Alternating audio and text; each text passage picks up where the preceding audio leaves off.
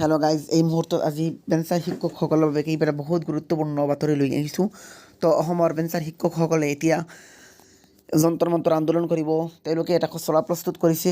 তো আপোনালোকে ভিডিঅ'টো পোনপ্ৰথমৰ পৰা লাষ্টলৈ চাওক।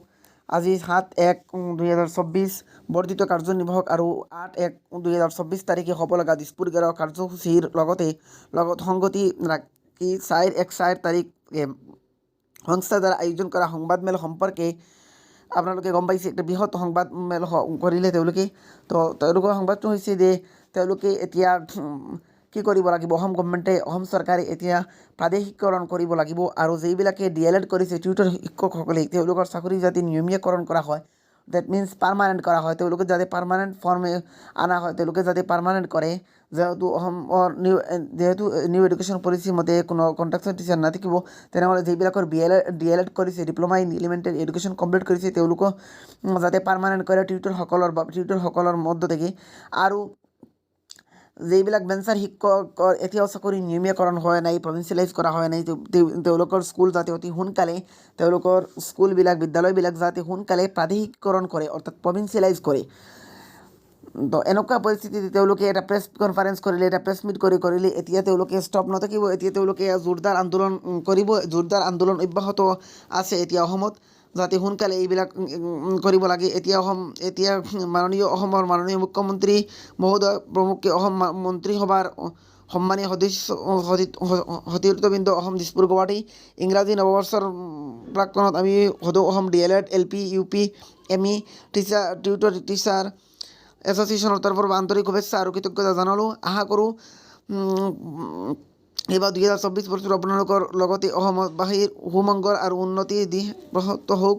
ইয়াকে আন্তৰিকভাৱে সদৌ Assam DLED LP ME tutor teacher সংস্থাৰ অন্তৰ্গতসমূহ DLED অৰ্হতা থকা টিউটৰ শিক্ষকে আন্তৰিক মৰম আৰু ওলগ যাচিলোঁ।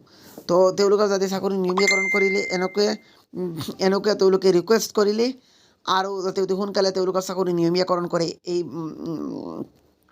এই ইচ্ছা পোষণ কৰিলে। আৰু এটা গুৰুত্বপূৰ্ণ বাতৰি হৈছে যে আপোনালোকৰ হাতত ইতিমধ্যে লৈ আহিছোঁ। অসমৰ মাননীয় শিক্ষামন্ত্ৰী ডক্টৰ ৰণোজ পেগু ডাঙৰীয়াই আজি এটা প্ৰেছ মিট কৰি ক'লে যে honourable supreme court of India এতিয়া যিহেতু ঘোষণা কৰিছে, ডিক্লেয়াৰ কৰিছে, NIOS national institute of open স্কুলৰ পৰা যিবিলাকে DLED কৰিছে, ডিপ্ল'মা ইন এলিমেণ্টাৰী এডুকেশ্যন 2017 পৰা 2019 লৈ 18 মান্থছৰ। তো এই DLED কৰ্চটো আছিলোঁ এইটো যিবিলাক লোকে চাকৰি কৰে, অৰ্থাৎ শিক্ষা বিভাগত নিযুক্তিৰত শিক্ষকসকলৰ বাবে। কিন্তু এই বহু প্ৰাইভেট স্কুলৰ শিক্ষকসকলে, প্ৰাইভেট কলেজৰ শিক্ষকসকলে এই DLED কৰিছে, ডিপ্ল'মা ইন এলিমেণ্টাৰী এডুকেশ্যনটো কৰিছে। তো তেওঁলোকৰ এতিয়া এপ্লাই নকৰিব পাৰিব, কাৰণ এইটো আছিল অনলি ফৰ গভৰ্ণমেণ্ট স্কুলছ আৰু গভৰ্ণমেণ্ট স্কুলৰ টিচাৰসকলৰ বাবে। তো এতিয়া যিবিলাকে গভৰ্ণমেণ্ট স্কুলৰ চাকৰি কৰিছে, তেওঁলোকৰ চাকৰিটো বহাল থাকিব। আৰু যিবিলাকে এতিয়া গভৰ্ণমেণ্ট চাকৰি পোৱা নাই, টেট পাছ কৰি আবেদন কৰিব বিচাৰিছে, এইবিলাকৰ চাকৰিৰ বাবে তেওঁলোক যোগ্য নহয়। যিটো অনাৰেবল সুপ্ৰিম কোৰ্টে এইটো কি কৰিছে, এইটো ঘোষণা কৰিছে, ডিক্লেয়াৰ কৰিছে, এইটো ভেলিড নহয়। তেনেহ'লে তেওঁলোক অসমৰ যিটো টেট ৰিক্ৰুটমেণ্ট হবে, আছাম টেট ৰিক্ৰুটমেণ্ট 2024, এই টেট ৰিক্ৰুটমেণ্টত তেওঁলোকে শ্বেয়াৰ নকৰিব পাৰিব। তেওঁলোকে কি কৰিব, তেওঁলোকে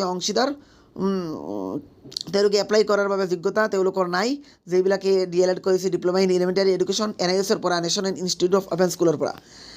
আৰু এটা গুৰুত্বপূৰ্ণ খবৰ হৈছে অসমৰ মাননীয় মুখ্যমন্ত্ৰী ডক্টৰ হিমন্ত বিশ্ব শৰ্মা ডাঙৰীয়াই আজি এটা বহুত গুৰুত্বপূৰ্ণ ইনফৰমেশ্যন দিলে। তেওঁ গুৰুত্বপূৰ্ণ ইনফৰমেশ্যনটো হৈছে যে অসমত শিক্ষা বিভাগৰ বাবে গুৰুত্বপূৰ্ণ ইনফৰমেশ্যন দিলে। অসমত আকৌ কিমানবিলাক মেডিকেল কলেজ হ'ব, বহুত মেডিকেল কলেজ হ'ব দুটা, আৰু তাৰ লগতে অসমত আদৰ্শ বিদ্যালয় স্থাপন হ'ব চাহ বাগিচা অঞ্চলত। আৰু তাৰ লগতে অসমত যে প্ৰতিটো হাইস্কুলত অসম চৰকাৰে এতিয়া বহু অনুদান কৰিব আৰু হাইস্কুলবিলাক হায়াৰ ছেকেণ্ডাৰীলৈ উন্নীত কৰিব, যিবিলাক উন্নীত কৰা নাই। আৰু এই হাইস্কুলবিলাকৰ হাইস্কুলবিলাকৰ ডেভেলপমেণ্টৰ বাবে তেওঁলোকে কি কৰিব, অসমৰ মুখ্যমন্ত্ৰীয়ে বহু ডনেশ্যন কৰিব আৰু এইবিলাকৰ ডেভেলপমেণ্ট কৰিব।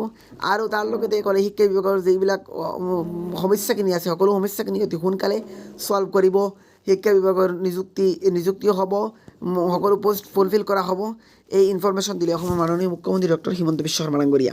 তো শিক্ষামূলক চাকৰি সম্বন্ধীয় সকলো ইনফৰমেশ্যন পোৱাৰ বাবে কাইণ্ডলি আপোনালোকে মোৰ YouTube channel educational news 11 subscribe কৰি বেল আইকনটো অল অপশ্যনত ৰাখিব আৰু ফেচবুক পেজটো আপোনালোকে ফ'ল' কৰি ৰাখিব। Thank you all of U.